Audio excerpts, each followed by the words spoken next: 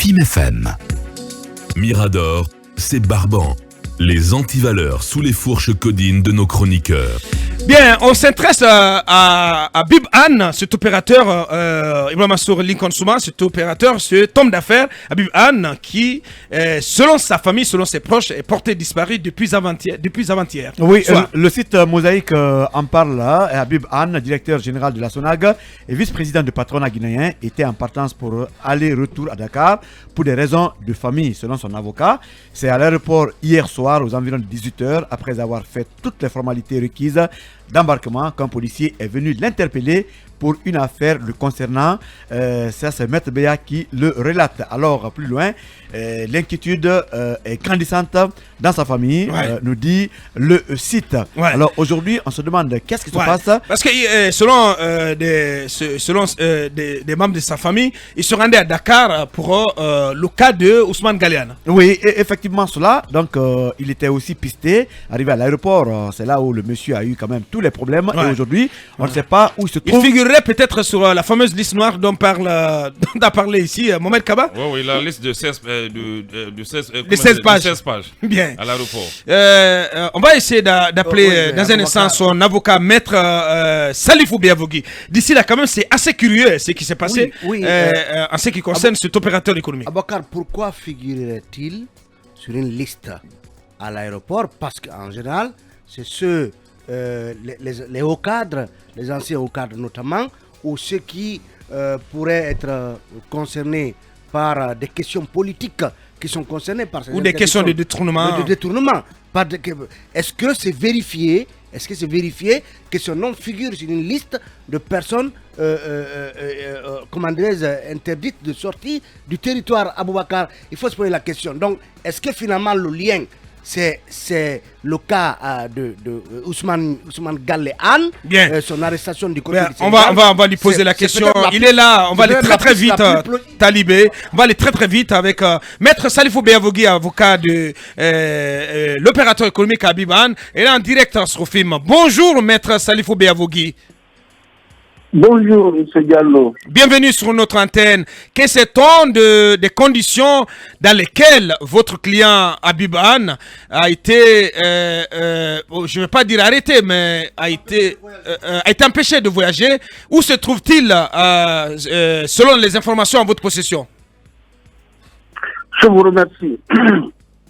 Aujourd'hui, c'est la tristesse et la désolation, tant au sein de sa famille biologique que de ses proches, ainsi que son avocat que je suis.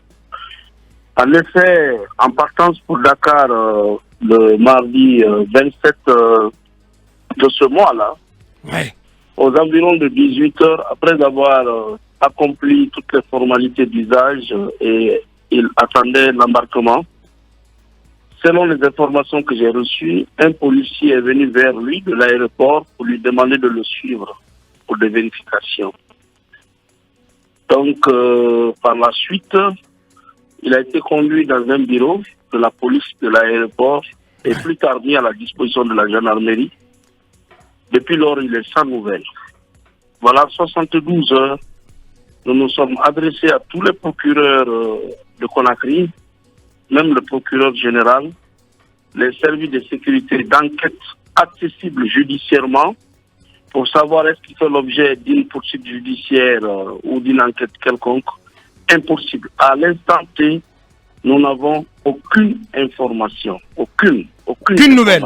Aucune nouvelle de votre client. Aucune nouvelle de lui. Alors qu'il est diabétique. Vous m'excuserez de dévoiler un peu, même son état de santé, il est diabétique et amputé. Et sérieusement amputé des deux pieds. Donc il est soumis à l'insuline. Alors aujourd'hui, on ne sait pas quel est son état, on ne sait pas où il est retenu, pourquoi. Vraiment, c'est traumatisant. En fait, c'est traumatisant. Ouais, c'est assez traumatisant, assez bouleversant pour sa famille. Oui, mais puisque vous dites que il a été, en tout cas, pris par des agents finalement de la gendarmerie après avoir été sorti de la salle d'attente par un policier. Vous pouvez quand même peut-être confirmer qu'il se trouve entre les mains de la gendarmerie. Bon, une chose est claire, c'est à partir de l'aéroport qu'il a disparu. Et à l'instant T, nous sommes en train, hier déjà, on s'était adressé à M. le procureur général par un courrier, mais qui malheureusement n'a pas encore donné les résultats que nous recherchons, à savoir d'abord sa localisation et le pourquoi maintenant. Donc à l'instant T, nous sommes en train de prendre d'autres dispositions qui vont vraiment dans le sens d'une poursuite judiciaire contre certains responsables de l'aéroport pour arrestation arbitraire et séquestration. Et nous pensons que cette autre formule va aboutir. Parce qu'on ne peut pas enlever un opérateur économique, un citoyen, n'importe lequel, et le séquestrer sans procédure, sans information, rien. Oui, maître, ce que je voudrais savoir, est-ce qu'une interdiction de sortie du territoire devrait être signifiée, en tout cas aux citoyens, avant de se faire voir arrêter à l'aéroport? Je vous remercie. Vous savez, les mauvaises habitudes ont la vie dure. Bon, évidemment, cela n'a pas commencé par M. Habib Anne, c'est devenu rituel, s'il faut dire, à l'aéroport. Et nous nous battons contre ces mauvaises pratiques. Un citoyen qui se prépare, qui fait sa valise, qui a déjà un calendrier, qui a un rendez-vous, qui paye le billet, qui fait toutes les formalités, qui prépare sa provision et vient tranquillement à l'aéroport pour sortir. On lui dit non, vous ne pouvez pas sortir. Et généralement, on ne lui signifie même pas la décision qu'il interdit. On dit non, vous ne pouvez pas sortir, retournez. Mais nous sommes dans quel pays? On a vu ça. Nous sommes dans quel droit? Une interdiction de sortie du territoire est soit administrative ou judiciaire. Et cette interdiction de sortie est susceptible de recours devant l'autorité qui a décidé ainsi. Cela va du respect des droits de la personne, des libertés individuelles, de la liberté d'aller et de venir. Mais ici, on ne vous notifie rien, on vous empêche. Mais c'est devenu même une habitude. Et ça ne date pas d'aujourd'hui. Il y a d'autres personnalités, pas des moindres, qui étaient dans la même situation. Il a fallu attendre le 5 septembre pour que ces personnalités-là puissent même obtenir leur passeport et leur visa et puissent y voyager. Donc il faut que cela s'arrête. Quand une personne est interdite de sortir du territoire, la moindre des choses, c'est de la lui signifier l'interdiction. Effectivement.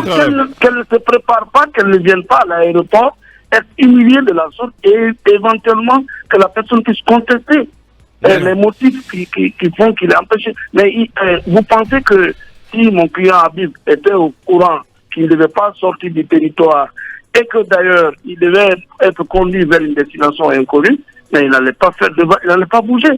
Et il faisait un aller-retour vers Conakry-Dakar et devait revenir le mercredi. Donc tout cela, vraiment, n'est pas de nature à conforter l'état de droit que nous sommes en train d'ambitionner pour notre pays.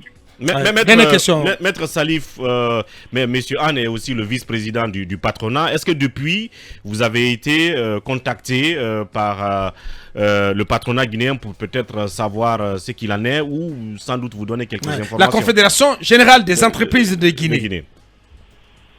Bon, c'est ce qui fait même mon étonnement. C'est une personnalité de ce pays, en dehors de sa famille et de son avocat qui s'inquiète. Je n'ai pas vu une autre inquiétude alors que il fait partie du monde des affaires. Il est vice-président de la CGC, CGJ plutôt. Voilà, c'est compliqué. Instant précieux pour demander à toutes les personnes de bonne volonté de se joindre à nous, de conjuguer les mêmes verbes pour que là où il se trouve, qu'on puisse le libérer, le mettre à la disposition de sa famille. Et nous rendons responsables ceux qui le détiennent de tout ce qui lui arrivera. Parce qu'il est diabétique et sa vie peut basculer d'un moment à l'autre. Oui, maître, est-ce que il y a une J'espère version, enfin dernière question. Oui, il y a une version qui a circulé dans la presse faisant état d'un voyage express qui devait permettre à M. Habib Anne de s'enquérir des nouvelles de son frère Ousmane Gallé Anne. Est-ce que vous confirmez ce motif comme étant celui du voyage que devait effectuer M. Habib Anne? Bon, je pouvais confirmer cela si j'étais entré en contact avec lui et pouvait m'expliquer les raisons pour lesquelles il voulait quitter le pays pour aller et revenir. Mais comme tout le monde, j'ai été contacté à l'instant T à 18h15 le mardi passé pour dire qu'il est entre les mains de la police. Et d'habitude, quand une personne est entre les mains de la police à l'aéroport, on récupère le passeport, on lui dit bon, il faut rentrer, vous ne pouvez pas sortir. C'est une contravention, en un mot d'ailleurs. Quand vous voulez franchir les frontières et vous êtes interdite à personne, c'est une contravention, on vous dit retournez. On n'a même pas besoin de vous priver de votre liberté pour une minute. Donc je ne suis pas au courant des motifs pour lesquels, en fait, ce que je sais, il m'a été dit que c'est pour raison de famille. Je ne saurais en dire plus. Ouais. Enfin, qu'est-ce que vous craignez pour votre client? Sa vie, je crains sa vie. Il est malade, il est diabétique et son diabète est très sévère. Donc ceux qui le détiennent n'ont qu'à savoir qu'ils sont en train de prendre d'énormes risques. Hein. Voilà, parce que il est malade. Ça, c'est une réalité. Il est malade et il fait un diabète très sévère. Bien. Est-ce qu'il a accès à ces produits là où il est? Ça, je ne pense pas. Parce que c'est extrajudiciaire. Je me rends compte que c'est extrajudiciaire. Parce que aucun procureur de Conakry n'a pu nous dire. Ouais. Ils sont même étonnés. Ouais. Mais au-delà de l'étonnement de la dénonciation, maître Salifou Béavougui étant son avocat, qu'allez-vous faire dans les heures et jours à venir pour au moins savoir où se trouve votre client et éventuellement mener des démarches pour lui obtenir une libération? Nous ne passerons pas par 4 chemins. C'est à l'aéroport, il a été interpellé. Le commissaire central de l'aéroport viendra nous dire où il se trouve, ainsi que la gendarmerie de l'aéroport. C'est tout. Nous allons nous adresser à qui de droit et c'est-à-dire interpeller pour qu'il nous dise où se trouve notre client. C'est tout. Très bien. À l'instant, donc, maître Salifou Béavougui, avocat de l'opérateur économique Abiban, porté disparu depuis mardi. Il était en direct sur Ofim FM et d'Amirador. Grand merci à vous, maître Béavougui. Merci bien. Merci. Bonne continuation. Mohamed Kaba, Kumba Diallo, cabinet Fofana. On vient d'entendre cet avocat Kumba. Alors, 2 pistes de réflexion de ma part. Soit, messieurs, le kidnapping présumé de monsieur Habib Anne confirme les propos de Gallé Ousmane Anne, comme quoi s'il venait, il ferait l'objet de sévices. Soit il y a des informations que nous ne disposons pas pour nous permettre d'apprécier l'acte qui se serait passé à l'aéroport, parce que s'il s'agit de détruire des preuves qui existent par rapport au dossier de Gallé Ousmane, ça pourrait être préjudiciable à la procédure. Soit les autorités de l'aéroport ont été tout simplement légères pour agir de la sorte et donner une fois encore une mauvaise image à la République de Guinée comme étant une république dont les services se superposent et aucun ne sait réellement ce qu'il doit faire. Et c'est extrêmement regrettable. De toutes les façons, ça ira certainement à l'avantage de M.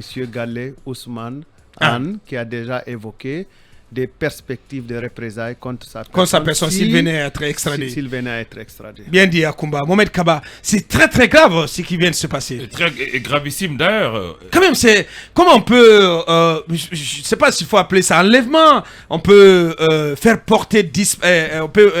faire disparaître. Pour le moment, il est porté disparu. Il est porté disparu. C'est quand même quelqu'un de connu, quelqu'un qui a pignon sur rue à Conakry, qui est VP de la Confédération Générale des Entreprises de Guinée, la CGGI. Ce n'est pas Alpha Condé qui est au pouvoir. Si c'était Alpha Condé, on allait crier sur tous les coins encore. Cette fois-ci, c'est une junte militaire. Mais ce que j'ai envie de dire, il faut revenir en arrière. Seydou Dalein Diallo a subi la pire des humiliations en Guinée. La pire, parce que le monsieur était dans l'avion. On l'a fait débarquer de l'avion tranquillement. Donc que monsieur Elas Galian prenne son mal en patience. Habib Anne. On ne sait pas. Voilà, on sait pas. C'est ça la question. Son mal en patience. Parce que cette méthode peu orthodoxe du commissaire spécial de l'aéroport, je ne sais pas pourquoi le ministre Bachir retient jusqu'à présent ce commissaire spécial à l'aéroport. C'est un monsieur qu'il faut remplacer. Même nous qui devons voyager 2 mois après-demain, Rassurez-vous d'abord, si votre nom n'est pas sur cette liste du 16 pages. Parce que désormais, on va bien s'informer. Il faut s'informer sérieusement parce que c'est devenu une surprise. Vous vous embarquez, vous prenez votre carte d'embarquement et au premier étage, on vous dit non qu'il ne peut pas voyager. Surtout que rien ne lui a été notifié. Bien. Que le patronat guinéen, Guiter Kaba et tout Ismaël Keita. On attend un communiqué. Quand même une déclaration quand même. Parce que l'Omerta, ça ne peut pas. Parce que le cas Fezaba, on n'a pas entendu le patronat. On n'a pas entendu le patronat guinéen. Tu peux pas quand même confondre le syndicat. Le syndicat et le patronat. C'est la même situation. C'est les deux choses. Cette fois-ci, je crois qu'on va les entendre. On va les entendre sur le cas El Haj Ousmane Galehano. El Haj Habib Habib, j'espère. Bien, allez-y cabinet, très rapidement. Et que dit le silence du ministre de la Justice? Je comprends pas. Et des organisations de défense des droits de l'homme. Personne n'en parle. Allez-y, cabinet.